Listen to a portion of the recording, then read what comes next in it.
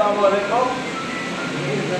প্রিয় শুভ সকাল স্বেচ্ছা সংঘের সকল সদস্য, আজকে সাথে বাংলা ভালোবাসার সকলকে অগ্রিম নববর্ষের শুভেচ্ছা।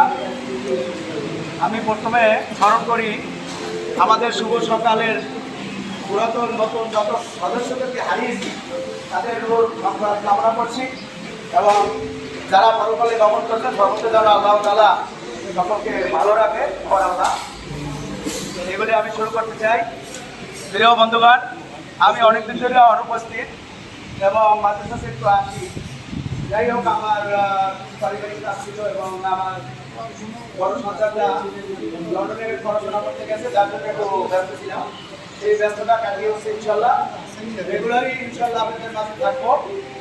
আসলে যারা নতুন পুরাতন যারা এই সংগঠনে সময় দেন, ব্যক্তিগতভাবে আমি সকলকে ধন্যবাদ জানাই এবং পৃথিবীর নিয়ম যারা সংগঠন করে মুসলিমরা কিছু লোকে করে ওদিকে দাঁড় করাই দেয়, কিন্তু পরে এই সংগঠন রাজনীতি ট্রেড ইউনিয়ন যাই বলেন অ্যাসোসিয়েশন বড় বড় সংগঠন বড় বড় রাজনীতির পদ পদবি পরবর্তী নেক্সট যে পর্যায়ক্রমে সকলে হাল ধরে চালায়।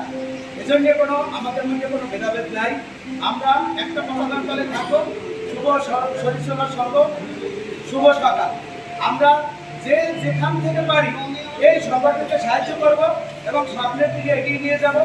বিশেষ করে আমাদের বাৎসরিক পিকনিক এবং আজকে ঈদ পুনর্মিলনী সভার আজকের সভার সম্মানিত সভাপতি, আসলে হাজির সাহেবকে দেখলে আমারই খারাপ লাগে যে আসলে উনি রেগুলার আসেন।